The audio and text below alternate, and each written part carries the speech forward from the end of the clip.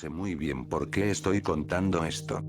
Quizás porque el silencio se ha vuelto más pesado que los propios recuerdos. O quizás solo necesito que alguien más lo sepa. Que no se quede enterrado conmigo. Todo empezó de la forma más mundana posible, hace ya casi un año.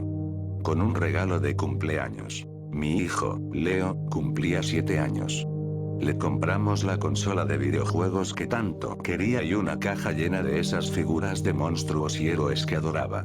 Leo siempre fue un niño introspectivo. No le faltaban amigos en el colegio, pero él parecía más cómodo en los mundos que creaba en su cabeza, mundos que dibujaba con un detalle asombroso en la parte de atrás de sus cuadernos. Su imaginación era un universo en expansión, y mi esposa, Elena, y yo lo veíamos como algo maravilloso. Pero entre todos sus personajes, había uno que destacaba. Uno del que hablaba con una mezcla de fascinación y un respeto casi temeroso. Lo llamaba el hombre torcido. Al principio, era una de esas cosas graciosas que cuentan los padres. Papá, el hombre torcido dice que no le gustan las lentejas, prefiere los macarrones. Anécdotas que nos hacían sonreír. Cuando le preguntábamos cómo era, su descripción era siempre vaga y perturbadora. Decía que era muy alto, muy flaco, y que se movía como si sus huesos estuvieran sueltos y no supieran bien a dónde ir. Nos reíamos, pero la presencia del hombre torcido comenzó a hacerse más y más real en nuestra casa. Leo le guardaba un sitio en la mesa para cenar.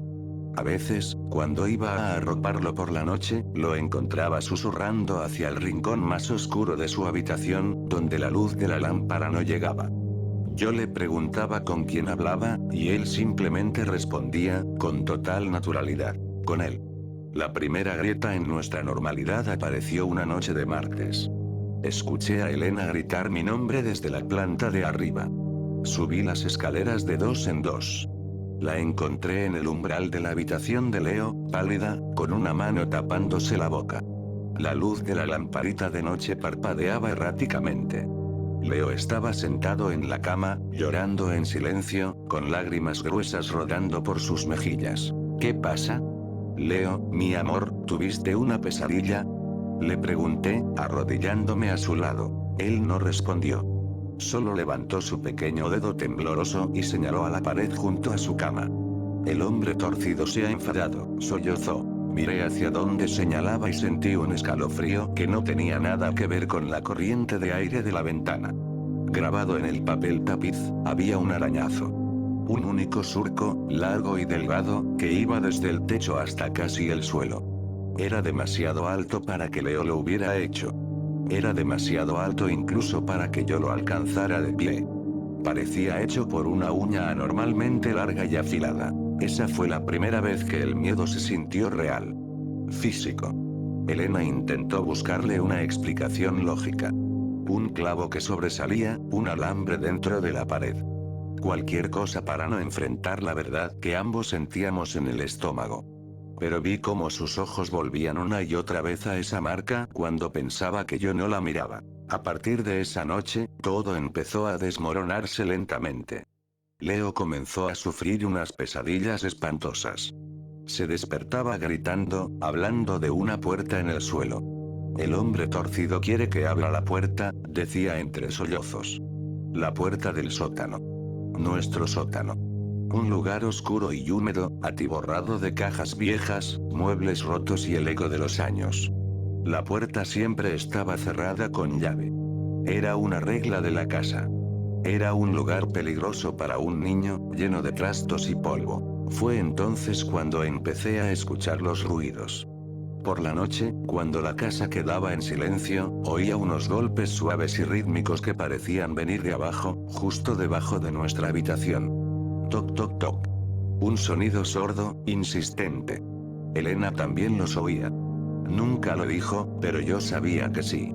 La veía tensarse en la cama, aguantando la respiración, igual que yo. El hombre torcido se convirtió en un tema prohibido. Leo dejó de mencionarlo. Dejó de dibujarlo. Pero yo sabía que seguía ahí. Lo sentía en la forma en que mi hijo se quedaba a veces con la mirada perdida en un punto fijo del pasillo, con los ojos dilatados por algo que solo él veía. Llevamos a Leo a un psicólogo infantil. Nos dijo que era una somatización de la ansiedad, una figura creada por su mente para canalizar sus miedos. Denle seguridad, pasen más tiempo con él, demuéstrenle que su mundo es un lugar seguro, nos recomendó. Y lo intentamos, de verdad que sí. Noches de cine en familia, excursiones al campo, partidos de fútbol en el jardín. Por un breve y bendito periodo, pareció funcionar. La risa de Leo volvió a llenar la casa. Y entonces, llegó esa noche. La noche que lo quemó todo. Era un martes, como la noche del arañazo. Recuerdo la lluvia torrencial golpeando las ventanas, el viento aullando como un animal herido. Elena no estaba, se había ido a quedar en casa de su hermana. Estábamos solos Leo y yo. Vimos una de sus películas de superhéroes favoritas, comimos palomitas hasta hartarnos. Todo se sentía normal, casi perfecto. Lo llevé a la cama, lo arropé bien, le di un beso en la frente y me aseguré de que su lámpara de dinosaurios estuviera encendida. Te quiero mucho, papá, me dijo, con su vocecita somnolienta. Y yo a ti, campeón. Más que a nada en el mundo. Bajé a la sala de estar. Me serví un whisky, intentando calmar esa ansiedad perenne que se había instalado en mi pecho. Los golpes en el sótano habían regresado esa semana. Más fuertes, más audaces. Toc toc toc. Me senté en el sofá, con el sonido de la lluvia y los golpes de fondo, una banda sonora para mi creciente pavor. No sé en qué momento exacto me quedé dormido. Desperté de golpe, con el corazón desbocado. La casa estaba sumida en un silencio antinatural. La lluvia había cesado. El viento se había calmado. El televisor estaba apagado. Miré el reloj de la pared. Las 3:33 de la madrugada. Un sudor frío me recorrió la nuca. Algo no estaba bien. Había una pesadez en el aire, una sensación opresiva, como justo antes de una tormenta eléctrica. Subí las escaleras, con cada escalón crujiendo bajo mis pies como una advertencia. La puerta de la habitación de Leo estaba entreabierta. Me asomé, y el pánico me golpeó como un puñetazo en el estómago. Su cama estaba vacía. La colcha, revuelta. Leo. Lo llamé, mi voz apenas un susurro. Leo, ¿dónde estás? Silencio. Revisé el baño, su armario. Nada. Mi mente se disparó, imaginando los peores escenarios. ¿Se habría escapado? ¿Se habría caído por las escaleras? Y entonces lo vi. Algo que hizo que la sangre se me congelara en las venas. La puerta que daba al sótano. Estaba abierta. Yo siempre, la cerraba con llave. Corrí hacia ella. La llave estaba puesta en la cerradura, por el lado del pasillo. La puerta estaba abierta solo unos centímetros, una rendija de oscuridad de la que emanaba un olor a tierra húmeda y a algo más, algo dulzón y vagamente metálico. Leo. Susurré de nuevo, con la voz quebrada por el terror. Y entonces lo escuché. Un ruido. Venía de abajo, de la cocina. Un sonido húmedo, desagradable. El sonido de alguien masticando algo con la boca abierta. Bajé las escaleras despacio, aferrándome a la barandilla. El miedo era una cosa viva dentro de mí, una bestia con garras que me apretaba las entrañas. Llegué al último escalón. La luz de la luna se filtraba por la ventana de la cocina, proyectando una silueta en el suelo. Era Leo. Estaba de espaldas a mí, en cuclillas frente a la nevera abierta. La pálida luz del interior iluminaba su pijama de dinosaurios. Leo. Hijo, ¿qué haces? Me diste un susto de muerte. Se quedó inmóvil. El sonido de masticar cesó al instante. No se giró. Leo, repetí, dando un paso cauteloso hacia él. Y entonces, se puso de pie. Pero no se levantó como un niño de 7 años. Se levantó, de forma incorrecta. Sus articulaciones parecieron doblarse en ángulos imposibles. Sus hombros se encorvaron hacia arriba, su cuello se estiró de una manera grotesca. Creció. Delante de mis ojos, su pequeña silueta se alargó, se retorció como si fuera de goma. Sus brazos se hicieron más y más largos, hasta que las puntas de sus dedos casi rozaban el suelo de baldosas. Se giró lentamente para mirarme. Y en ese instante de puro y absoluto terror, comprendí que la cosa que llevaba el pijama de mi hijo, no era mi hijo. Su cara, Dios mío, su cara. Era una parodia, una imitación monstruosa del rostro de Leo. La misma piel pálida, los mismos ojos grandes y curiosos. Pero ahora estaban vacíos, negros, desprovistos de toda alma. Y su boca. Su boca estaba estirada en una sonrisa antinaturalmente ancha, una hendidura que iba casi de oreja a oreja, llena de dientes que eran demasiado largos, demasiado puntiagudos, como pequeñas agujas. Un hilo de algo oscuro y espeso goteaba desde la comisura de sus labios hasta su barbilla. Me quedé congelado. El grito murió en mi garganta.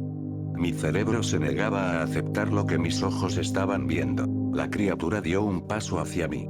Sus movimientos eran espasmódicos, descoordinados, como una marioneta manejada por un titiritero borracho.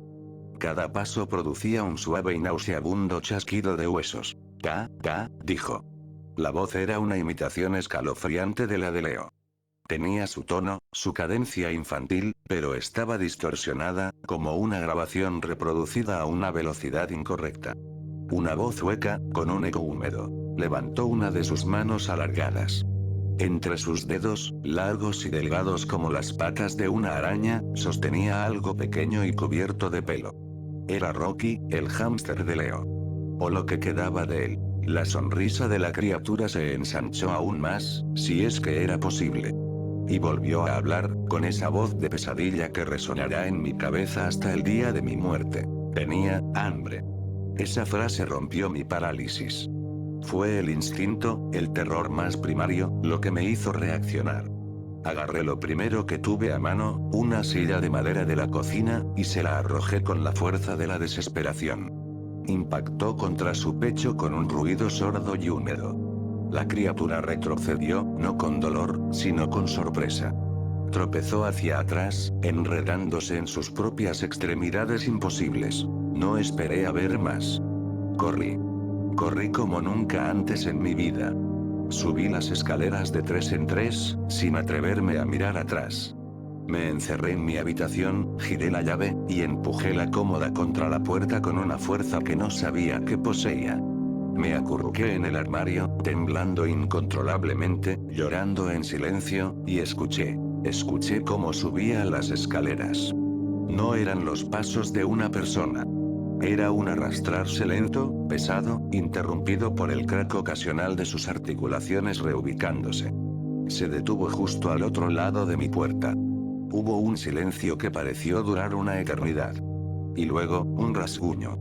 El mismo sonido que oí en la habitación de Leo. Un arañazo lento, metódico, en la madera de la puerta. «Papá», susurró con la voz de Leo.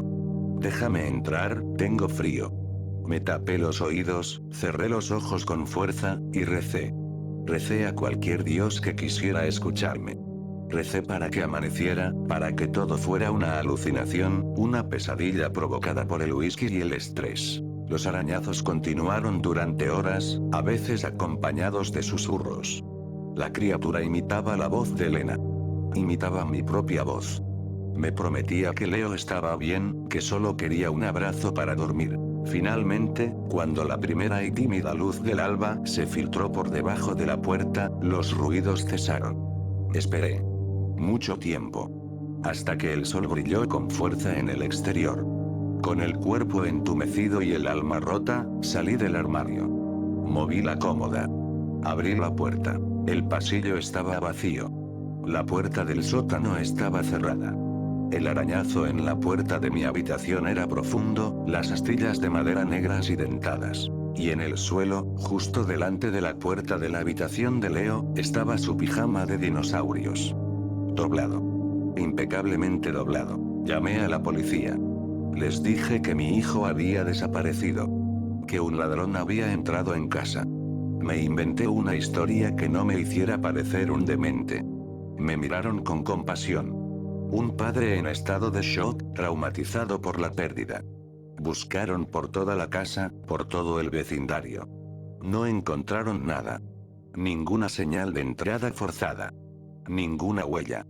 Leo se había desvanecido. Elena y yo nos separamos un año después. El dolor y la culpa fueron un veneno que nos consumió. Ella cree que me quedé dormido y alguien se llevó a nuestro hijo. Que mi historia del ladrón es un mecanismo de defensa para no afrontar mi negligencia. Nunca le conté la verdad. ¿Cómo podría? Vivo solo en esta casa ahora. A veces, por la noche, cuando el silencio es absoluto, todavía escucho los golpes debajo del suelo. Toc toc toc. Sé que esa cosa sigue ahí abajo. Esperando. A veces, sueño con esa sonrisa. Y a veces, cuando el viento sopla de cierta manera, juro que escucho un susurro en el pasillo. Una imitación perfecta de la voz de mi hijo. Papá, ¿puedes abrir la puerta? Llevo la llave del sótano en mi bolsillo a todas horas. Su peso es un recordatorio constante. El recordatorio de que esa noche, yo dejé la puerta abierta. Y algo que pretendía ser mi hijo subió a reclamar un lugar en mi vida. Y lo más aterrador de todo, la idea que me mantiene despierto noche tras noche, es que quizás esa cosa no vino de fuera. Quizás vino de dentro. Quizás mi solitario y maravilloso Leo deseó tanto a su amigo imaginario, al hombre torcido, que sin querer le abrió una puerta desde su mundo hasta el nuestro. Y ahora, el hombre torcido me espera. Con paciencia. Porque sabe que, tarde o temprano, la curiosidad, la culpa o la locura, me harán bajar y volver a abrir esa puerta.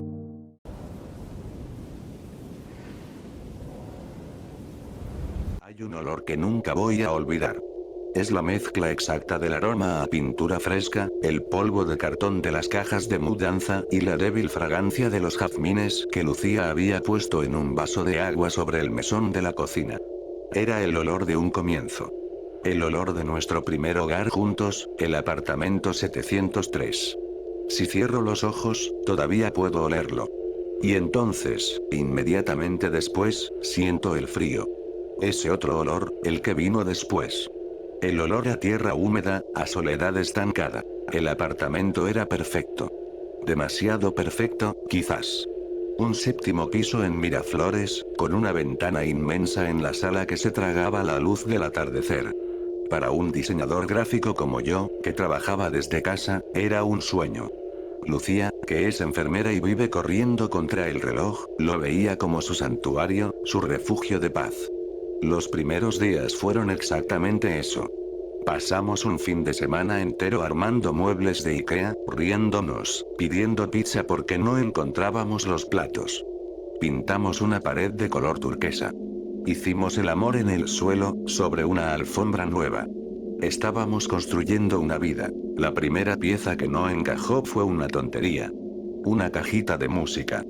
Era de mi abuela, de madera oscura con una bailarina de porcelana adentro. No funcionaba, no tenía la llave para darle cuerda, pero Lucía la adoraba. La habíamos puesto en la repisa más alta de la biblioteca que acabábamos de armar. Una mañana, mientras me preparaba un café, la encontré en la mesita de centro. Lu, ¿bajaste la caja de música? Le pregunté cuando salió de la ducha. Ella frunció el ceño. No, ¿por qué? Pensé que la habías bajado tú. Nos encogimos de hombros. Seguramente uno de los dos lo hizo y no se acordaba. El cansancio de la mudanza, supongo. La volví a poner en su sitio. Al día siguiente, estaba otra vez en la mesita de centro. Esta vez sentí una pequeña punzada de extrañeza. Revisé la repisa. Estaba firme, no se movía. Era imposible que se hubiera caído sin romperse y aterrizado de pie, perfectamente centrada en la mesa. Imposible. Empecé a notar otras cosas. Cosas pequeñas. La puerta del baño, que estaba segura de haber cerrado, la encontraba entreabierta. Un murmullo tan bajo que podría ser el viento o los vecinos, justo cuando estaba más concentrado trabajando. Le comentaba a Lucía, pero ella siempre tenía una explicación lógica. Amor, este edificio es nuevo, todo se asienta. Y las paredes son de papel, se oye todo. Tenía razón, o eso quería creer. Pero la sensación de no estar solo empezó a crecer. Era como tener a alguien de espaldas, muy cerca. Esa sensación que te hace girar la cabeza bruscamente, solo para encontrar la habitación vacía. Empecé a sentirme observado mientras trabajaba. El aire en mi estudio se sentía pesado, cargado. y el frío aparecían bolsas de frío inexplicables. Podía estar en la sala, con una temperatura agradable, y al dar un paso, entraba en una zona helada, como si hubiera cruzado el umbral de un frigorífico invisible. Una noche, todo cambió. Estábamos viendo una película. Lucía se quedó dormida con la cabeza en mi regazo. La película terminó y la pantalla se quedó en negro, reflejando la habitación a oscuras. Y en ese reflejo, la vi. Una sombra. Detrás del sofá en el que estábamos sentados. No era mi sombra, no era la de Lucía. Era alta, delgada y estaba deformada. Se mecía lentamente, como un alga en el fondo del mar. Me quedé petrificado. No podía moverme, no podía respirar. Solo podía mirar ese reflejo oscuro. Quería despertar a Lucía, pero mi voz no salía. Y entonces, la sombra levantó un brazo, lentamente, y señaló hacia el dormitorio. Luego, se desvaneció. Pausa. Se oye un leve sonido de estática, como de una radio mal sintonizada, que dura un par de segundos y desaparece. A partir de esa noche, ya no pude negarlo. Y Lucía tampoco. Ella empezó a oírlo también. Una noche me despertó, temblando. Santiago, Santiago, escucha, susurró. Aguanté la respiración. Y lo oí. Un llanto. Un llanto ahogado, desgarrador, de un hombre. Venía del rincón más oscuro de nuestro propio cuarto. Era un sonido lleno de una tristeza tan profunda, tan absoluta, que dolía físicamente escucharlo. Nos quedamos abrazados bajo las sábanas, escuchando a ese fantasma llorar hasta que los primeros rayos de sol se colaron por la persiana y el sonido se detuvo. Decidimos que teníamos que saber. Saber qué había pasado en ese apartamento.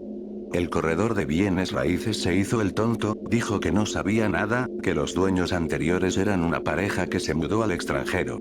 Mentía. Lo sabíamos. La respuesta nos la dio la señora Elvira, una viejita adorable y chismosa del 503. Nos la cruzamos en el ascensor. Lucía, más valiente que yo, le preguntó directamente. La cara de la señora Elvira se transformó. La sonrisa se le borró y sus ojos se llenaron de lástima. Guay, hijitos, nadie les dijo. Ustedes están en el 703, ¿verdad? Asentimos en silencio. Ella suspiró. El pobre muchacho Javier se llamaba. Un músico. Vivía solo. Un chico tan bueno, tan callado. Pero muy triste. Se quitó la vida. Ahí mismo, en la sala. Hace poco más de un año. El aire se nos fue de los pulmones. Cada pieza encajó en su lugar de la forma más horrible posible. El llanto, la tristeza palpable en el aire, la sensación de soledad. No era un demonio, no era una entidad maligna. Era Javier. Y estaba atrapado allí. Saberlo no mejoró las cosas. Las empeoró. Era como si al nombrarlo, al reconocer su historia, le hubiéramos dado más fuerza. O quizás, más confianza. El llanto se hizo más frecuente. Empezamos a oír música. Notas de piano sueltas, melancólicas, que flotaban por el pasillo en mitad de la noche. Y la caja de música una noche, mientras cenábamos en un silencio tenso, empezó a sonar. La melodía era titubeante, desafinada. La bailarina de porcelana giraba lentamente, a trompicones. Nunca le habíamos encontrado la llave. Nos levantamos de un salto. Lucía empezó a llorar, de puro terror y agotamiento nervioso. Yo agarré la caja y, en un ataque de rabia y miedo, la estrellé contra el suelo. Se hizo añicos. Esa noche, no hubo llanto. Hubo silencio. Un silencio pesado, furioso. Nos fuimos a la cama, pero no dormimos. Yacíamos en la oscuridad, esperando. Cerca de las 3 de la mañana, la puerta de nuestro armario se abrió de golpe, con una violencia que hizo temblar la pared. La ropa que estaba colgada salió disparada, como si una mano invisible la hubiera arrancado de las perchas. Lucía gritó. Yo encendí la luz, el corazón desbocado. Y lo vimos. No era una sombra, no era un reflejo. En el rincón donde antes oíamos el llanto, el aire parecía temblar, condensarse. Y por un instante, se formó una figura. Translúcida, temblorosa, pero inconfundible. La silueta de un hombre joven, abrazándose a sí mismo, con el rostro contraído en una máscara de pura desesperación. Nos miró. No había maldad en sus ojos. Solo un abismo de dolor y soledad. Y luego, se disolvió en el aire. Fue suficiente. Nos vamos. Ahora, dijo Lucía con una determinación de acero. No hicimos maletas. Cogimos las billeteras, los celulares y las llaves del coche. Salimos de allí en pijama y pantuflas. Corrimos por el pasillo, llamamos al ascensor, que pareció tardar una vida. Cada segundo en ese piso era una tortura. Sentíamos su presencia a nuestra espalda, suplicante, desesperada. Nos fuimos a casa de mis padres.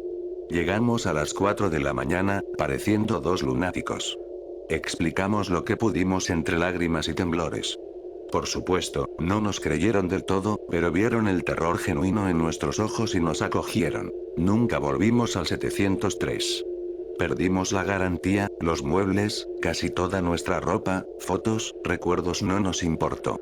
Contratamos una empresa de mudanzas por teléfono, les dimos la llave y les pedimos que donaran todo a la caridad. Todo, excepto algunas cajas con documentos importantes. No queríamos nada que hubiera estado en ese lugar. Encontramos otro apartamento, más pequeño, más antiguo, en otro distrito. Poco a poco, la vida pareció volver a la normalidad. Volvimos a reír. Dormíamos la noche entera. El recuerdo del 703 se convirtió en una historia de terror que nos contábamos a nosotros mismos, una pesadilla de la que habíamos logrado despertar. Hasta el mes pasado, estábamos desempacando la última de las cajas que la mudanza había traído de casa de mis padres. La caja de documentos varios. Lucía sacó una carpeta, unos libros y, del fondo, sacó algo envuelto en papel de periódico. Lo desenvolvió. Era la cajita de música. Estaba intacta. Ni un rasguño. Como si nunca la hubiera estrellado contra el suelo. Nos quedamos mirándola, en silencio.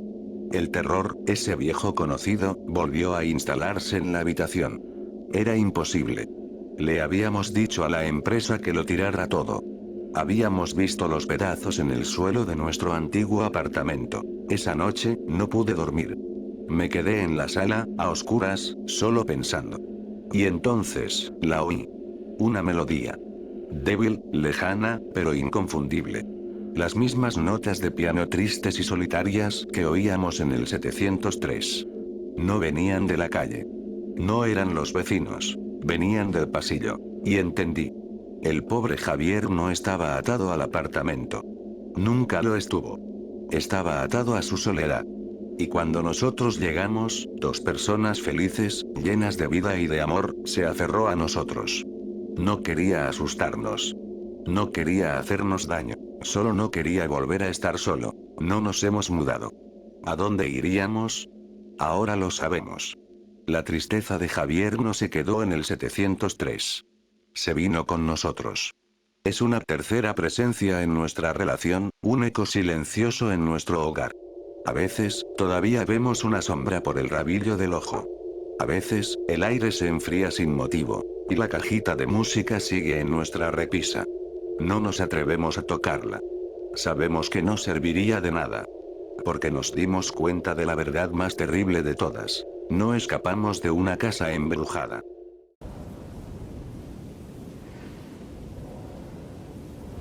Hace un mes que murió la abuela. Y hace una semana que entré por primera vez a su casa sabiendo que no iba a estar sentada en su sillón, con la tele puesta en algún canal de concursos y el olor a lavanda flotando en el aire. La tarea era sencilla, en teoría. Vaciar una vida entera metida en cajas de cartón. Separar los recuerdos de la basura. La casa es vieja, de esas con pasillos largos y suelos de madera que crujen contando historias. Cada objeto era un golpe de nostalgia. El costurero con los hilos de colores, la colección de dedales, las fotos en blanco y negro de gente a la que nunca conocí pero que sentía como familia. El silencio era lo más duro. Un silencio denso, pesado, que se pegaba a las paredes. El primer día apenas avancé. Me pasé más tiempo sentado en el suelo del salón, mirando el polvo bailar en los rayos de sol que se colaban por la persiana, que empaquetando cosas. En el pasillo, sobre una mesita de caoba, seguía el viejo teléfono.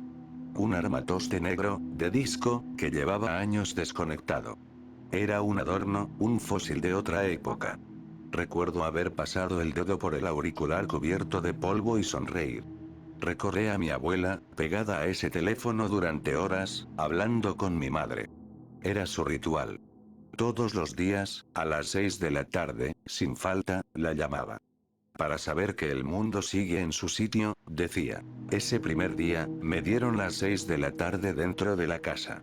Estaba en su dormitorio, doblando unas sábanas que todavía olían a ella. Y de repente, lo oí. Un sonido muy débil. Casi imperceptible.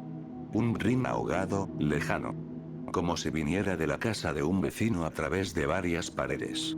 Me detuve. Escuché. Nada. El silencio volvió a caer como una manta. Te estás volviendo loco, Daniel, me dije. El duelo te juega estas pasadas. La mente te tiende trampas. Seguí con mi trabajo. Al día siguiente volví. El ambiente se sentía diferente. Más frío, más tenso. No dejaba de tener la sensación de que alguien me observaba desde el final del pasillo.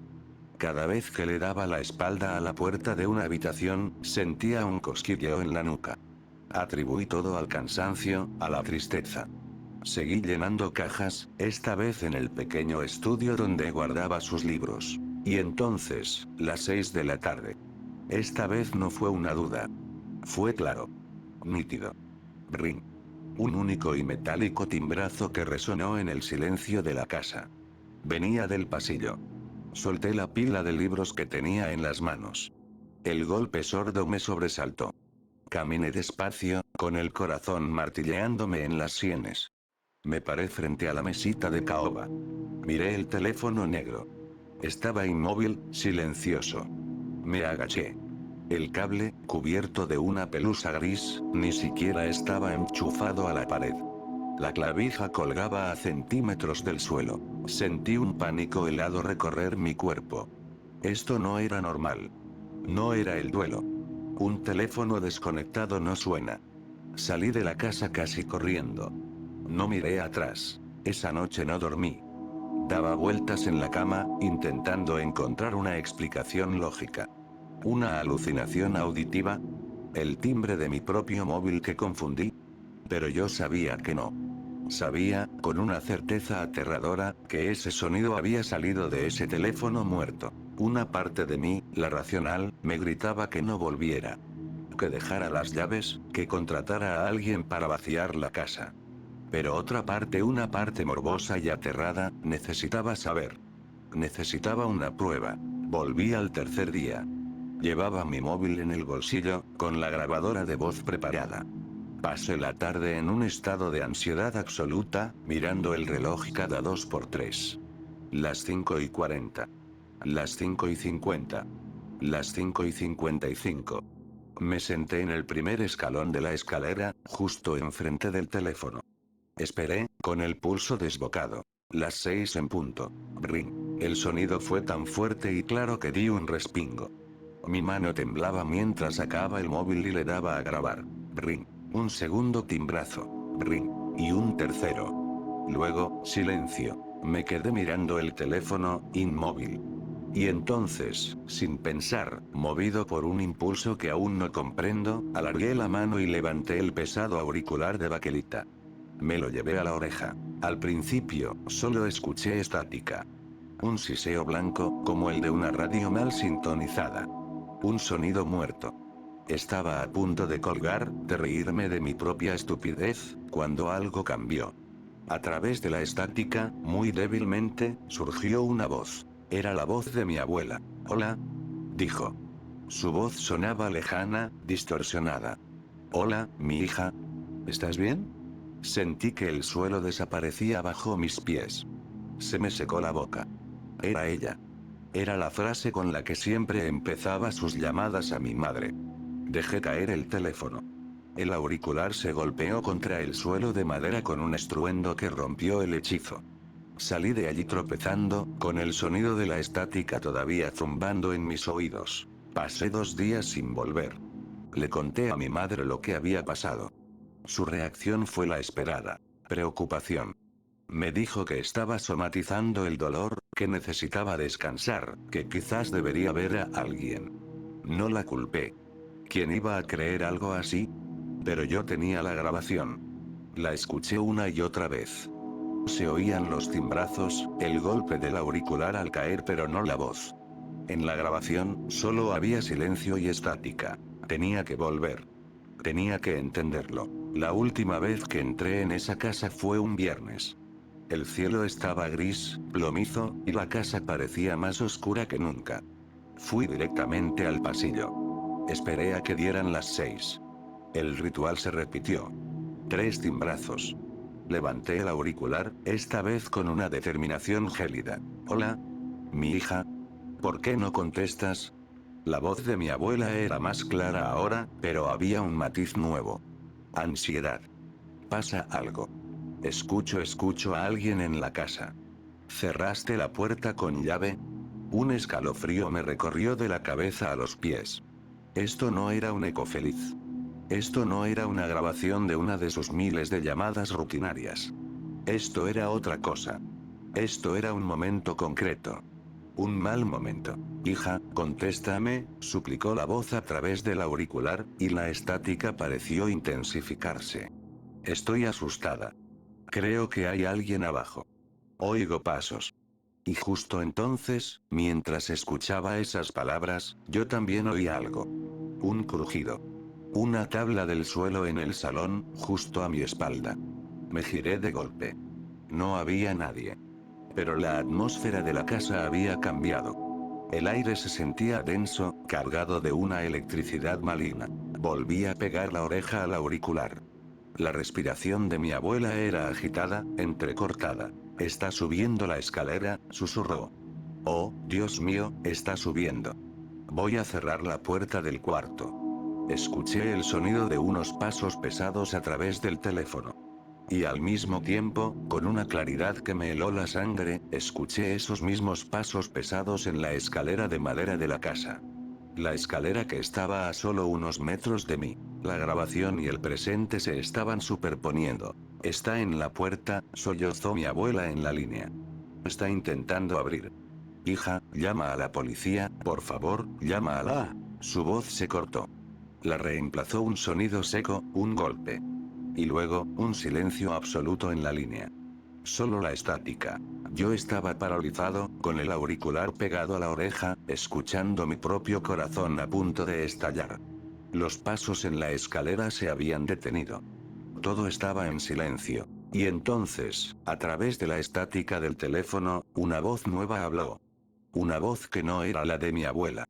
Era una voz masculina, baja, rasposa y terriblemente tranquila. Dijo 2 palabras. Cuelga el teléfono. Y en el mismo instante en que esas palabras sonaron en mi oído desde el auricular, sentí un aliento frío y fétido en mi nuca, y la misma voz, esa misma voz baja y rasposa, susurró directamente detrás de mí. Cuelga el teléfono. No grité. No creo que pudiera. El sonido que salió de mi garganta fue un gemido ahogado. Solté el teléfono y corrí. Corrí sin mirar atrás, tropezando con las cajas, golpeándome contra el marco de la puerta.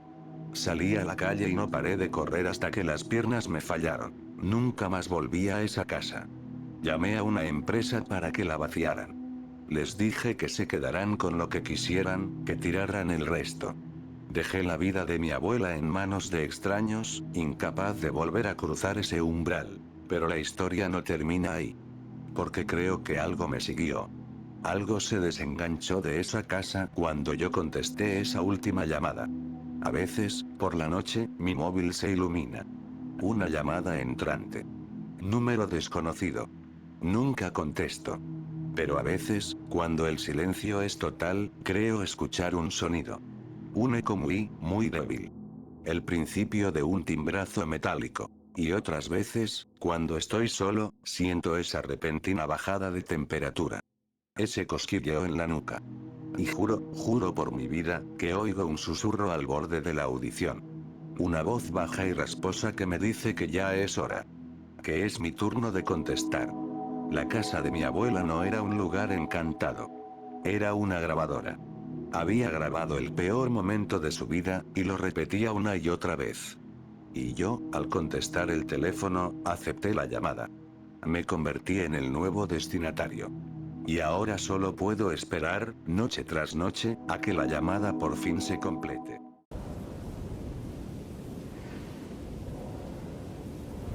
Mi nombre es Javier. Oh, bueno, lo era. Ya no estoy muy seguro de quién soy. Compré esta casa hace 6 meses. Una ganga, decían. 3 pisos, un pequeño jardín, las afueras de la ciudad, perfecta para escapar del ruido y del alquiler abusivo que me estaba comiendo el sueldo. El único pero era que había estado vacía por casi una década. La dueña anterior, una anciana llamada Elvira, murió aquí. Sola. Los vecinos contaban que a veces se oían ruidos, que las luces se encendían y apagaban. Supersticiones de pueblo, pensé.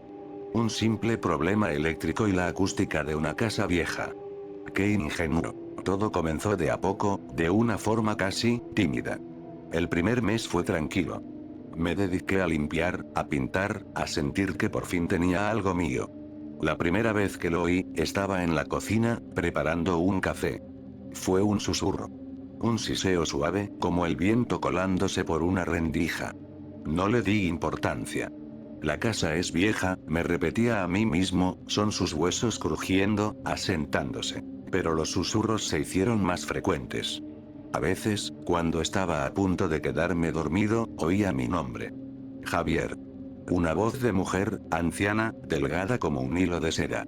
Me sentaba en la cama, con el corazón martillándome el pecho, pero solo había silencio. Empecé a dormir con los audífonos puestos, con música a todo volumen para ahogar cualquier sonido que no fuera el mío. Luego vinieron los objetos. Pequeñas cosas que cambiaban de lugar. Las llaves, que siempre dejaba en el cuenco junto a la puerta, aparecían en la repisa de la chimenea. El control remoto de la televisión, en el refrigerador. Al principio me culpé a mí mismo. El estrés, la falta de sueño, la soledad. Me estaba volviendo despistado, eso era todo. Incluso empecé a dejar notas para mí mismo, como un viejo senil. Llaves en el cuenco. Control en la mesita. Una tarde, mientras trabajaba desde casa, oí un golpe sordo en el piso de arriba. Sonó como si algo pesado, como un mueble, se hubiera caído. Subí corriendo, pensando que quizás una de las estanterías que había montado se había vencido. Pero todo estaba en su lugar. No había nada fuera de lo normal. Excepto por una cosa. En el centro del dormitorio de invitados, el que había sido el cuarto de Elvira, había una pequeña caja de música, abierta. Yo estaba seguro de haberla guardado en el ático. La caja estaba hecha de madera oscura, con una bailarina de porcelana en el interior. Mientras la miraba, confundido, la bailarina comenzó a girar lentamente, y una melodía infantil, desafinada y melancólica, llenó el silencio de la habitación. El sonido me heló la sangre. Salí de allí y cerré la puerta. No volví a entrar en esa habitación por una semana. La situación escaló una noche de tormenta. Los relámpagos iluminaban la casa a intervalos, creando sombras danzantes en las paredes. Yo estaba en la sala, intentando leer, pero los truenos me sobresaltaban a cada rato. De repente, en el reflejo del televisor apagado, vi a alguien detrás de mí. Una figura oscura, alta y encorvada. Me giré de golpe, pero no había nadie. El corazón se me subió a la garganta. Fue solo un instante, una fracción de segundo, pero la imagen se quedó grabada en mi mente. La silueta de una anciana, con el pelo largo y canoso, y unos ojos que parecían hundidos en la oscuridad de su rostro. A partir de esa noche, dejé de sentirme solo en la casa. Sentía su presencia constantemente. A veces, el aire se volvía frío de repente. Otras, un olor a perfume de violetas, rancio y penetrante, inundaba una habitación sin ninguna explicación. Comencé a hablar solo, a decirle que me dejara en paz, que esa era mi casa ahora. Me sentía ridículo, pero el miedo era más fuerte que la vergüenza. Una noche, harto de los susurros y los movimientos, decidí enfrentarla. Tomé una grabadora de voz y subí al segundo piso. Me paré frente a la puerta del cuarto de Elvira y empecé a hablar. Sé que estás aquí, dije, con la voz temblorosa. ¿Qué quieres de mí? ¿Por qué no te vas? Dejé la grabadora encendida dentro de la habitación y cerré la puerta.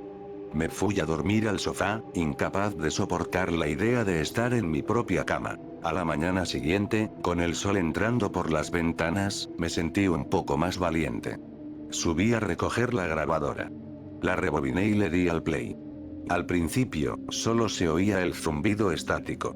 Pero luego, entre el silencio, se escuchó un ruido. Un llanto. Un sollozo desgarrador, lleno de tristeza y desesperación. Y después, una voz. La misma voz de los susurros. Pero esta vez, no decía mi nombre. Decía, ayúdame. Un escalofrío me recorrió de pies a cabeza. No era una entidad maligna. Estaba pidiendo ayuda. Esa noche, en lugar de miedo, sentí una extraña compasión. Volví a subir al cuarto de Elvira, pero esta vez, con una vela encendida. Me senté en el suelo y hablé con ella. Le dije que no sabía cómo ayudarla, pero que la escucharía. Fue entonces cuando las cosas se volvieron realmente extrañas. Las luces comenzaron a parpadear, y la temperatura de la habitación bajó drásticamente. Sentí un aliento helado en mi nuca. Y luego, en la pared frente a mí, comenzaron a aparecer arañazos. Como si unas uñas invisibles estuvieran rasgando el papel tapiz. Los arañazos formaban letras, palabras. Sótano. El sótano.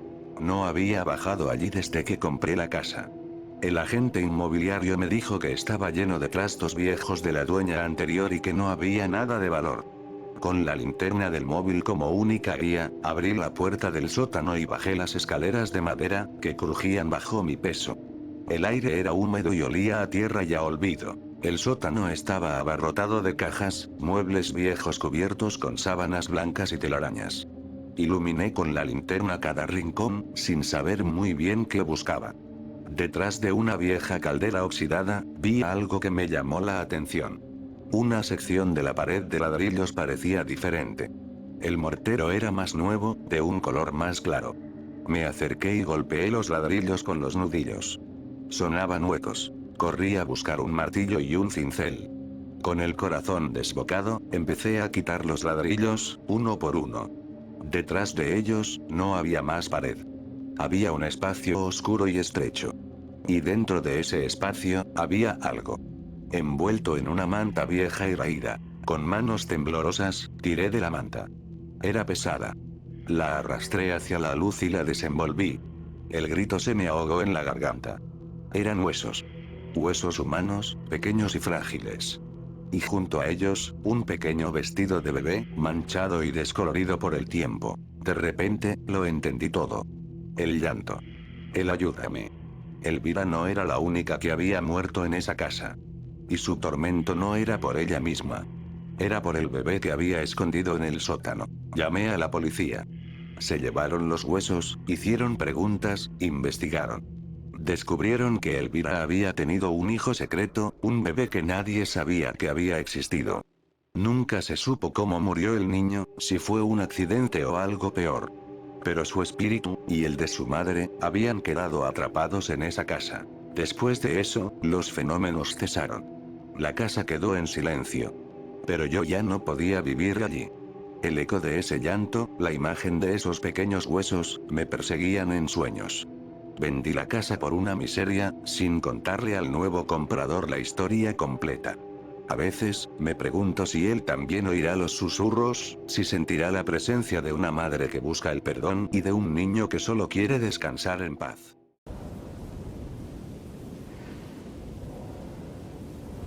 El olor de la casa de mi abuela era el olor del tiempo guardado. Una mezcla de madera de cedro, naftalina y el perfume de violetas que usaba siempre. Falleció hace 3 meses, y mis padres, incapaces de enfrentar el torrente de recuerdos, me pidieron a mí que vaciara la casa. Para mí era más fácil. O eso creía. Pasé días enteros clasificando una vida entera. Vajillas, ropa, álbumes de estampillas. En el fondo de un baúl de viaje, bajo un montón de mantas de lana áspera, encontré una caja de zapatos llena de fotografías sueltas. Fotos en blanco y negro, sepia, y las primeras con ese color amarillento y químico de los años 70. La mayoría eran rostros anónimos, paisajes olvidados. Pero una me llamó la atención. Estaba en un marco de metal plateado, un poco oxidado en las esquinas. Era una foto familiar. Mis abuelos, mucho más jóvenes, sentados en el viejo sofá de flores que yo aún recordaba. Mi abuelo con su bigote serio, mi abuela con una sonrisa tímida. De pie, junto a ellos, estaba mi madre, que no tendría más de 7 u 8 años, con 2 coletas y un vestido de cuadros. Se la veía feliz, radiante. Sentí una punzada de nostalgia tan fuerte que casi dolía. Era un instante perfecto, congelado para siempre. Decidí quedármela. Limpié el marco y la puse en mi mesita de noche. Durante la primera semana, cada vez que la veía, sonreía. Era un pequeño ancla a un pasado que sentía bueno y seguro. El primer cambio fue tan sutil que pensé que lo había imaginado. Una noche, al apagar la luz, me pareció que la sonrisa de mi abuela en la foto era diferente. Menos amplia. Más contenida. ¿Estás cansado, Julián?, me dije. Estás viendo cosas. Lo achaqué al estrés, al duelo, pero un par de días después, ya no había duda. La sonrisa de mi abuela había desaparecido por completo. Ahora tenía los labios apretados en una línea neutra. Y mi madre ya no miraba a la cámara. Su cabeza estaba ligeramente girada, como si algo a su derecha, fuera del marco, hubiera llamado su atención. Mi primer instinto no fue el miedo, sino una confusión absoluta. ¿Era posible que no recordara bien la foto original?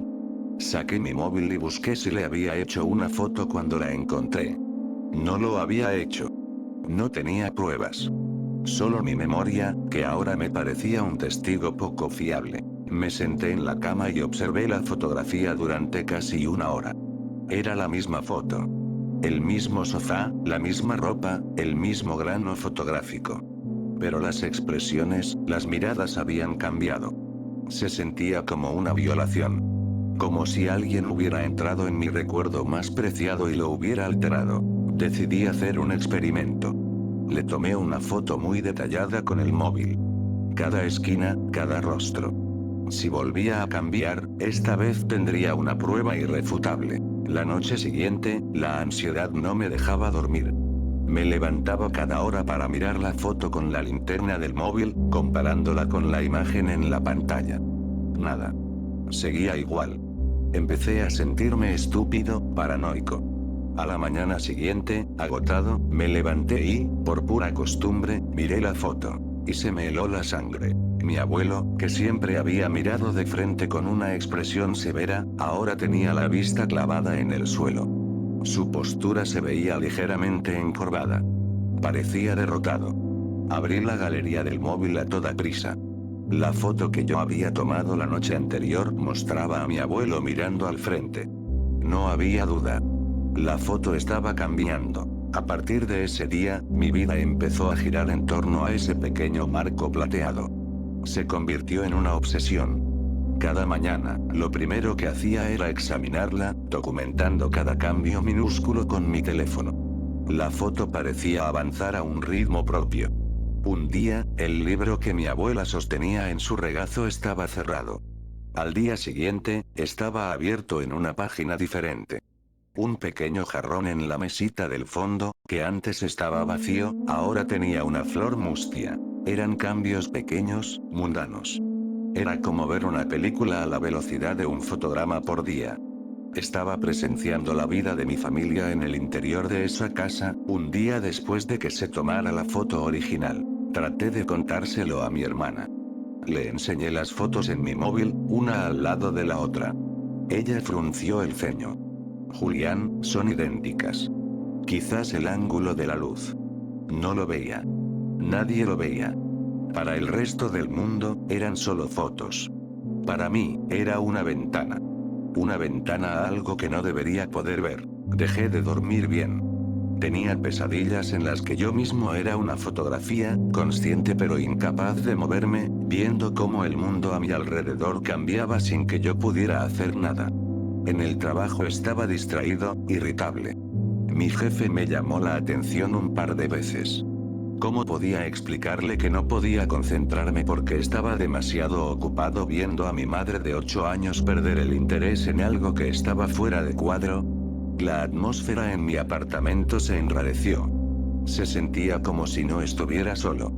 como si los 3 habitantes de la fotografía estuvieran allí conmigo, sus presencias fantasmales proyectándose desde ese pedazo de papel. Entonces, la dirección de la historia cambió. Mi abuelo empezó a verse enfermo. En la foto, su piel parecía más pálida. Un día apareció con una manta sobre las piernas, a pesar de que la ropa que llevaban era de verano. Su expresión era de un dolor sutil, pero inconfundible. Impulsado por un pánico creciente, volví a la casa de mi abuela. Rebusqué en los armarios, en el desván, buscando algo, cualquier cosa. Encontré un viejo diario de mi abuela. Las páginas olían a vainilla y polvo. Busqué la fecha aproximada en la que creía que se había tomado la foto, primavera de 1978. Y lo encontré. Una entrada del 15 de abril de 1978. Hoy vino el primo Roberto a hacernos una foto familiar. Los niños crecen tan rápido. Alberto, mi abuelo, dice que son tonterías, pero a mí me gusta guardar estos momentos. Seguí leyendo. Las entradas de los días siguientes eran rutinarias. El tiempo, la comida, visitas de vecinos. Pero una semana después, el tono cambió. 23 de abril de 1978. Alberto no se siente bien. Tiene un dolor en el pecho que no se le va. Dice que es solo acidez, pero estoy preocupada. Mi corazón latía con fuerza. El diario estaba narrando exactamente lo que la fotografía me estaba mostrando. Estaba viendo, día a día, el avance de la enfermedad que, como yo ya sabía por la historia familiar, acabaría con la vida de mi abuelo unas semanas más tarde. Me convertí en un espectador impotente de una tragedia que ya había ocurrido. Cada mañana era una nueva tortura. Veía el deterioro en el rostro de mi abuelo. Veía la creciente preocupación en la mirada de mi abuela. Veía la confusión infantil en los ojos de mi madre, que no entendía por qué su padre ya no quería jugar con ella. El día que supe que era el final, me desperté con una sensación de pavor absoluto. Fui a la mesita de noche. La manta cubría por completo a mi abuelo. Solo se veía su cabeza en el respaldo del sofá, con los ojos cerrados. Mi abuela no estaba sentada a su lado.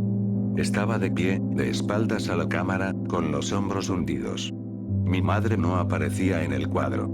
Simplemente ya no estaba allí. Lloré. Lloré por un hombre al que apenas conocí, por el dolor de una abuela que ya no estaba, y por la niña que fue mi madre, enfrentándose a su primera gran pérdida. Me sentí un intruso miserable. Al día siguiente, me preparé para lo peor. Quizás el sofá estaría vacío. Quizás no sé. Me acerqué a la foto. Y todo era normal. La foto había vuelto a su estado original. Mi abuelo miraba serio al frente. Mi abuela sonreía tímidamente.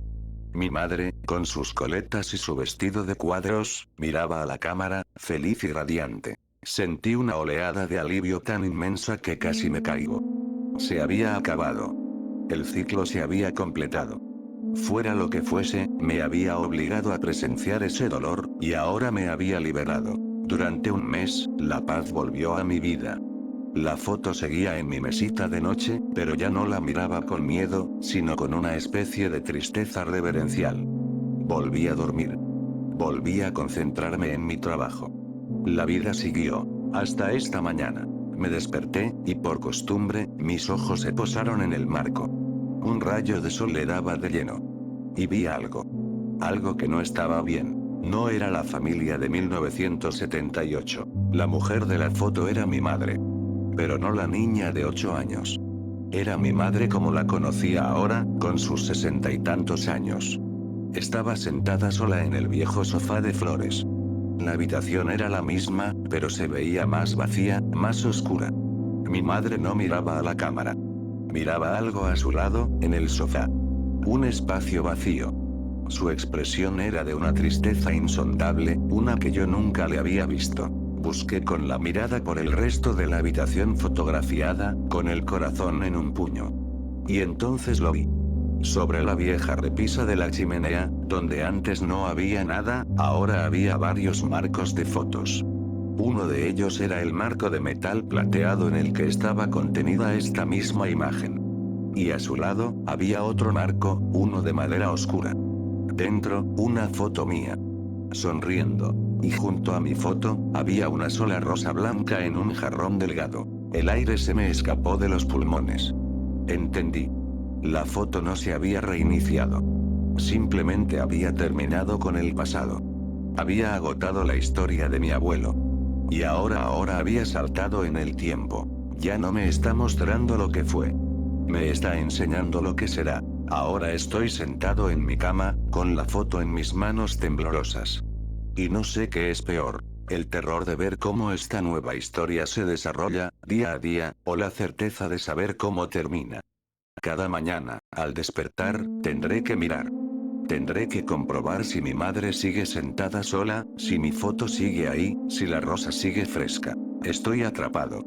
Soy el único espectador de una cuenta atrás que nadie más puede ver. Y me pregunto cuánto tiempo pasará hasta que alguien, en el futuro, encuentre esta foto y vea un sofá completamente vacío.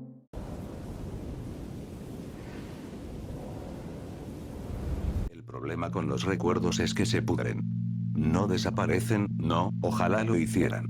Se quedan ahí, en un rincón oscuro de la mente, y se van pudriendo como una fruta olvidada. Se vuelven blandos, oscuros, y un día, cuando menos te lo esperas, sueltan su veneno. Mi veneno tiene nombre y apellido. Kilómetro 87 de la carretera a Apurímac. Todo empezó por mi madre. Cáncer. La palabra misma se sentía como un golpe sordo. Vivía sola en su casa de toda la vida, y la llamada de mi tía fue clara. Ven pronto, hijito. Tu mamá te necesita. No lo pensé dos veces. Le dije a Ana, mi esposa, que preparara una maleta pequeña para ella y para Mateo, nuestro hijo de 6 años. Yo salí del trabajo, saqué el auto del taller, una revisión rápida, aceite, frenos, lo típico, y para las 4 de la tarde ya estábamos en la carretera. El viaje era largo, pesado. Lima se deshizo a nuestras espaldas en un borrón de concreto y ruido, y poco a poco, el paisaje empezó a respirar. Las curvas de la carretera central, los abismos que te coquetean desde el borde del asfalto. Mateo, en su silla para niños, ya había pasado por todas las fases. La euforia inicial, las 1000 preguntas por minuto, el aburrimiento y, finalmente, el sueño profundo, con la boca entreabierta y un hilillo de saliva en su mejilla. Ana también dormitaba a mi lado, con la cabeza apoyada en la ventana. Yo era el único despierto, el capitán de ese pequeño barco de metal y vidrio que navegaba en un mar de asfalto. Y me sentía bien. Cansado, sí, pero bien. Había algo primitivo y honesto en ese acto. Un hombre llevando a su familia a través de la noche para ver a su madre. El motor roncaba con una constancia tranquilizadora, las luces altas cortaban la oscuridad y yo me sentía en control. Qué iluso. El primer error fue una capilla. Una capilla pequeña, blanca, abandonada a un lado de la carretera. Tenía una cruz de madera torcida y las paredes manchadas por la lluvia y el olvido. La vi y pensé, qué lugar tan solitario para rezar. Seguí manejando, quizás unos 20 minutos. La carretera subía y bajaba, serpenteando entre los cerros mudos. Y entonces, la vi de nuevo. La misma capilla blanca, con la misma cruz torcida. Fruncí el ceño. Parpadeé. Quizás estaba más cansado de lo que creía. Deben construir capillas así en serie, me dije, intentando bromear conmigo mismo. Pero la sensación fue extraña. Un nudo frío en el estómago. No le dije nada a Ana. ¿Para qué preocuparla? El sol terminó de morir detrás de las montañas y la noche se nos echó encima con una velocidad anormal. Fue entonces cuando el GPS del coche se volvió loco. La pantalla parpadeó y la flecha que representaba nuestro auto empezó a saltar por el mapa, como una pulga epiléptica. Luego, la pantalla se quedó en negro. Señal perdida, decía una voz metálica. Normal en estas zonas. Saqué el celular. Sin servicio, por supuesto. No me preocupé. Conocía la ruta, o creía conocerla. Mientras siguiera el asfalto, todo estaría bien. Pausa breve. El sonido del viento se hace un poco más fuerte. Seguí conduciendo. El silencio en el coche era total, solo roto por la respiración acompasada de mi esposa y mi hijo. Era un silencio denso, pesado. Encendí la radio para romperlo. Busqué una emisora, cualquiera. Solo encontraba estática, un siseo blanco que parecía burlarse de mi soledad. Y de repente, entre el ruido, surgió algo. No era una canción. Era una voz. Una voz de niña, muy antigua, como salida de una de esas radios de válvulas de mi abuelo. Cantaba una ronda infantil, una que no reconocí. La melodía era simple, pero desafinada, casi macabra. Y se cortó tan bruscamente como empezó, devolviéndome a la estática. Se me erizó la piel de los brazos. Apagué la radio. El silencio que volvió era peor que el anterior. Ahora se sentía expectante. Fue entonces cuando Ana se despertó. ¿Qué pasa, mi amor? ¿Por qué esa cara? Me preguntó, frotándose los ojos. Nada, solo cansancio, mentí. El GPS se murió, pero no te preocupes. Ella miró por la ventana hacia la oscuridad infinita. Qué oscuro está todo. ¿Falta mucho? Un par de horas, quizás 3, le dije, aunque ya no estaba seguro de nada. El tiempo parecía haberse estirado, como un chicle. Sentía que llevábamos conduciendo una eternidad. Y entonces, Mateo empezó a hablar en sueños. No quiero, susurró. No, señor. Déjeme. Ana se giró de inmediato. Mi bebito, es solo un sueño. Lo arropó mejor con su mantita de dinosaurios. Pero Mateo siguió. El señor del sombrero no me deja en paz, dijo, con una claridad que me heló la sangre. Está ahí, mami. Afuera. Ana y yo nos miramos. La misma idea en nuestros ojos. Una pesadilla. Nada más. Pero aún así, miré por el retrovisor. Solo veía el camino vacío que dejábamos atrás, tragado por la negrura. Las luces altas del coche iluminaron algo en la carretera. Reduje la velocidad. Era una mujer. Estaba de pie, en medio de mi carril, de espaldas a nosotros. Llevaba una pollera oscura y un mantón, ropa de otra época. No se movía. Toqué el claxon. 1, 2 veces. Nada. ¿Pero qué le pasa? Dijo Ana, ya completamente despierta y alarmada. Tuve que dar un volantazo para esquivarla. El coche se tambaleó y las llantas chirriaron. Pasamos a su lado. Por un instante, giré la cabeza para verla. Y desearía no haberlo hecho. No tenía rostro. Donde deberían estar sus ojos, su nariz, su boca, solo había una superficie lisa y pálida, como la de un maniquí. Grité. No creo que grité. Ana también lo hizo. Miré por el retrovisor y ya no había nadie. La carretera estaba vacía. Desierta. ¿Viste eso? ¿Viste eso, Ana? Le grité, con el corazón martillándome en las sienes. Sí, lo vi, balbuceó, pálida como un papel. Se giró para ver a Mateo. El niño seguía dormido, ajeno al horror que acabábamos de presenciar. Pisé el acelerador. Ya no me importaba la velocidad ni las curvas. Solo quería salir de allí, llegar a un lugar con luces, con gente. Quería que el mundo volviera a tener sentido. Pero el mundo, o lo que fuera que nos rodeaba en esa carretera, tenía otros planes. El coche empezó a fallar. Primero, un tirón. Luego otro. La luz del motor se encendió en el tablero, parpadeando como un ojo rojo y malévolo. Y entonces, en medio de la nada más absoluta, en la oscuridad más profunda que he conocido en mi vida, el motor se detuvo. Larga pausa. Silencio total por unos segundos. Giré la llave. 1, 2, 10 veces. Nada. El motor estaba muerto. Estábamos varados. El pánico que sentí en ese momento es indescriptible. Es una sensación fría que te sube desde los pies y te paraliza el cerebro. Estás atrapado. Eres vulnerable. Ana empezó a llorar en silencio, abrazándose a sí misma. Tranquila, mi amor, tranquila, le dije, aunque mi propia voz sonaba hueca y falsa. Será la batería, o el alternador. Lo arreglaré. Salí del coche. El frío era cortante. Y el silencio, Dios, el silencio. Era tan profundo que podía oír el zumbido de mi propia sangre en los oídos. Abrí el capó, encendí la linterna del móvil y miré el motor. No soy mecánico, pero sé lo básico. Todo parecía estar en su sitio. No había cables sueltos, no olía a quemado. No tenía sentido. Fue entonces cuando lo oí. Un ruido sordo. Tac. Vino del techo del coche. Me quedé helado. Miré hacia arriba. No había nada. Será una piedra, algo que cayó del cerro, pensé. Tac. Tac. Ahora en la ventana trasera, justo donde dormía Mateo. Mi sangre se convirtió en hielo. Cerré el capó de un golpe y corrí hacia la puerta del conductor.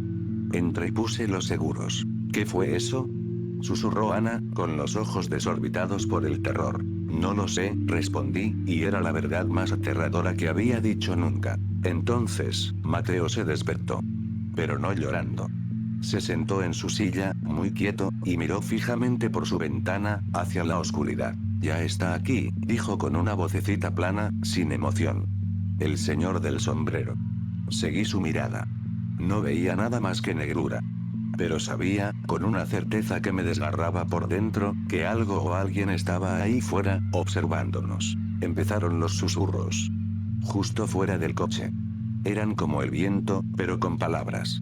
Frases rotas, en un quechua antiguo y gutural que no podía entender, pero cuyo tono estaba cargado de una malevolencia pura. Rodeaban el coche, moviéndose.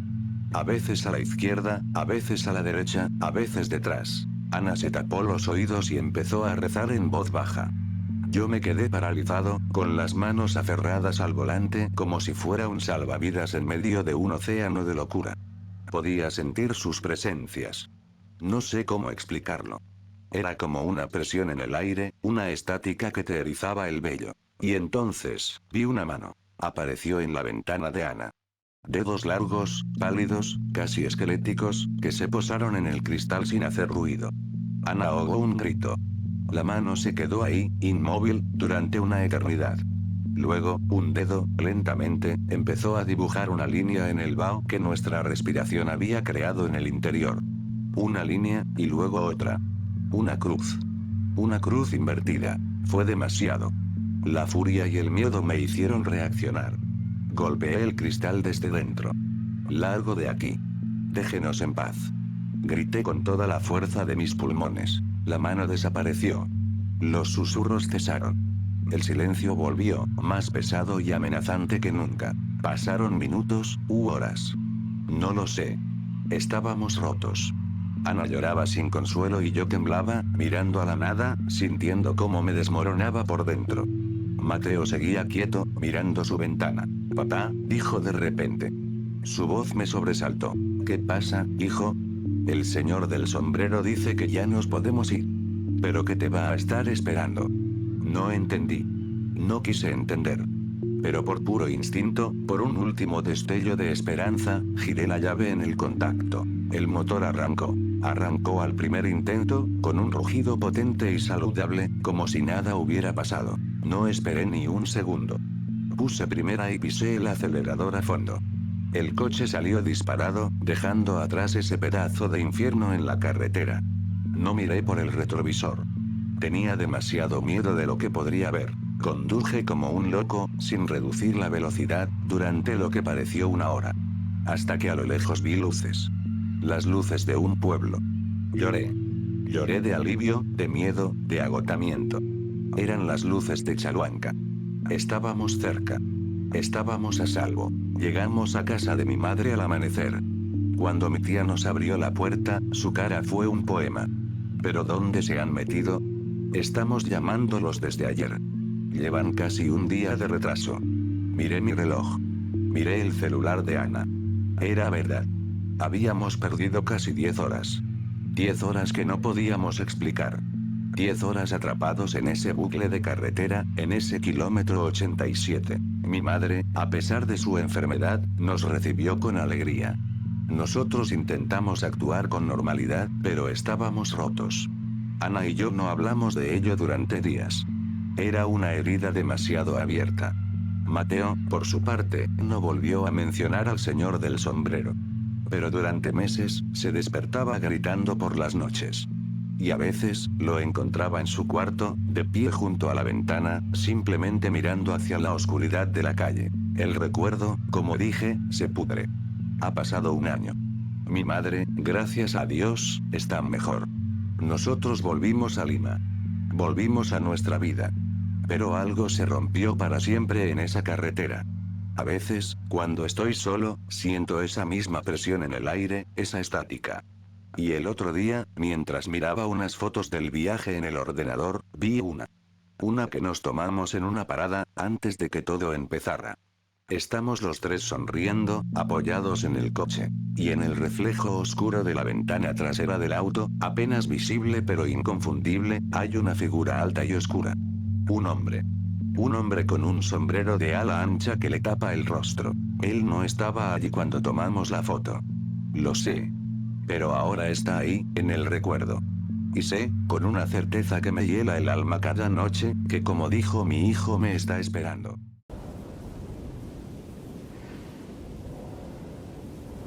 No sé por qué la compré. En serio. No colecciono antigüedades, no soy un fanático de la tecnología vintage. Supongo que, simplemente, me llamó.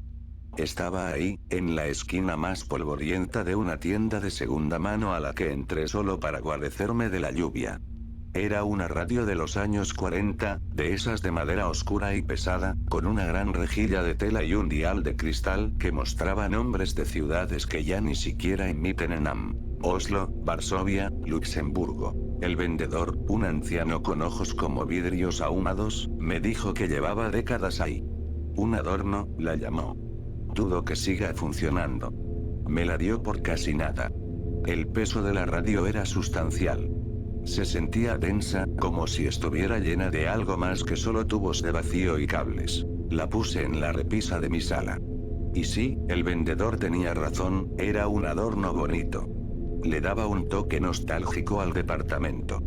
Durante 2 semanas, fue exactamente eso. Un objeto silencioso y pesado. La primera vez que pasó algo, fue una noche de martes. Yo estaba en la cocina, preparándome un café para seguir trabajando. Entonces, desde la sala, escuché un zumbido bajo. Un crackle. El sonido inconfundible de la estática. Fui a la sala y, efectivamente, la pequeña luz del dial de la radio estaba encendida, emitiendo un brillo ambarino y enfermizo. Pensé que era un cortocircuito, algo normal en un aparato tan viejo. La desenchufé y la luz se apagó. El silencio volvió. Lo extraño, lo que me tuvo pensando un rato antes de dormir, es que estaba segurísimo de que nunca la había enchufado. El cable había estado enrollado y metido detrás de la radio desde que la traje. Pasaron unos días. Volvió a suceder. Esta vez, yo estaba en la misma habitación, leyendo. Un chasquido, y luego la estática. Me levanté y miré el enchufe. Estaba desconectada, tal como la había dejado. El cable seguía en el suelo, a medio metro de la toma de corriente. Sentí un escalofrío que no tenía nada que ver con la temperatura de la habitación. Era un frío que nacía en la boca del estómago. Me acerqué, nervioso. La estática no era uniforme. Parecía tener un ritmo, un pulso. Como una respiración rasposa y seca. Acerqué la oreja a la tela de la rejilla. El olor a ozono y a polvo viejo era penetrante. Y debajo de la estática, casi imperceptible, creí escuchar algo más. Una melodía. Una canción de cuna muy débil, distorsionada por el ruido blanco. Esa noche no pude dormir. Cada crujido del edificio, cada sirena lejana, me hacía saltar. Miraba hacia la sala, esperando ver esa luz ambarina perforando la oscuridad. Empecé a obsesionarme. Durante el día, la revisaba, la abría. No había nada raro. Circuitos viejos, polvo, una araña muerta. Pero por las noches, la radio cobraba vida. Siempre desconectada. Siempre con esa estática que parecía observarme. La melodía se hizo más clara con el tiempo. Podía distinguir la tonada. Una canción infantil que no reconocía. Y a veces, entre los picos de estática, una voz. Una voz de niño. No decía palabras claras, solo balbuceos, susurros que se perdían en el ruido. Dejé de invitar gente a casa. ¿Cómo explicaba que mi radio vintage se encendía sola? Que a veces susurraba cosas. Empecé a sentirme como un prisionero en mi propio apartamento. La radio era el centro de todo. Su presencia silenciosa durante el día era casi peor que su actividad nocturna. Era una amenaza latente. Una noche, harto de la situación, decidí enfrentarlo. Me senté en el sofá, justo frente a ella, y esperé. A las 2:37 am, como un reloj, el chasquido. La luz ambarina se encendió. La estática llenó la habitación. ¿Quién eres? Pregunté en voz alta, sintiéndome un completo idiota. La estática cambió. El ritmo se aceleró. Y por primera vez, la voz fue clara. Nítida. Una sola palabra que heló cada gota de sangre en mis venas. Frío. Era la voz de un niño pequeño. Temblorosa. Triste. Me quedé paralizado. No era mi imaginación. No era una interferencia. Algo me había respondido. ¿Por qué tienes frío? Logré balbucear. El ruido blanco creció en volumen, casi doloroso. Y luego, otra palabra. Agua. Mi mente empezó a correr, a tratar de unir piezas que no tenían sentido. Frío. Agua. La voz de un niño. Durante los siguientes días, intenté sacarle más información. Las respuestas eran siempre crípticas, monosílabos cargados de una tristeza infinita. Oscuro, solo, ayuda. La atmósfera en el apartamento se volvió pesada, opresiva. Empecé a oler a humedad, un olor a sótano inundado que parecía emanar de la propia radio. A veces, por el rabillo del ojo, veía una pequeña sombra moverse cerca de la repisa. Algo bajo, rápido, que desaparecía en cuanto giraba la cabeza. Mi salud se deterioró. Tenía ojeras permanentes, perdí peso. En el trabajo me preguntaban si estaba bien. Yo solo sonreía y decía que estaba cansado. ¿Qué iba a decir? ¿Que estaba siendo acosado por el fantasma de un niño atrapado en una radio vieja? La investigación se convirtió en mi única salida. Busqué el nombre del fabricante, el modelo de la radio. Encontré foros de coleccionistas. Publiqué fotos, pregunté si alguien reconocía el modelo específico. Durante una semana, nada. Mientras tanto, la actividad se intensificó. Ya no eran solo susurros. Una noche, mientras estaba en la cama, escuché claramente la canción de cuna. Pero no venía de la radio. Venía del pasillo, justo afuera de mi puerta. Cantada por la misma vocecita infantil. Me tapé la cabeza con las sábanas como un niño, temblando, sudando frío, hasta que el sol empezó a clarear. Finalmente, recibí una respuesta en el foro. Un hombre mayor, un historiador aficionado de un pequeño pueblo a 3 horas de la ciudad. Me dijo que reconocía la radio. Pertenecía a una familia, los Hansen. Habían vivido en una casa junto al río en los años 50. Me contó la historia. En el invierno de 1953, el hijo menor de los Hansen, Elias, de 6 años, desapareció. Lo buscaron durante semanas. La nieve era espesa, el río estaba parcialmente congelado. Nunca encontraron el cuerpo. La teoría oficial fue que cayó al río a través de una capa de hielo fino y fue arrastrado por la corriente. La familia, destrozada, se mudó un año después, dejando atrás la mayoría de sus pertenencias. Incluida la radio favorita del pequeño Elías, junto a la que, decían, pasaba horas escuchando programas infantiles. Todo encajó. El frío. El agua. La soledad. Elías. Sentí una punzada de compasión que casi eclipsó mi miedo. No era un demonio. Era un niño.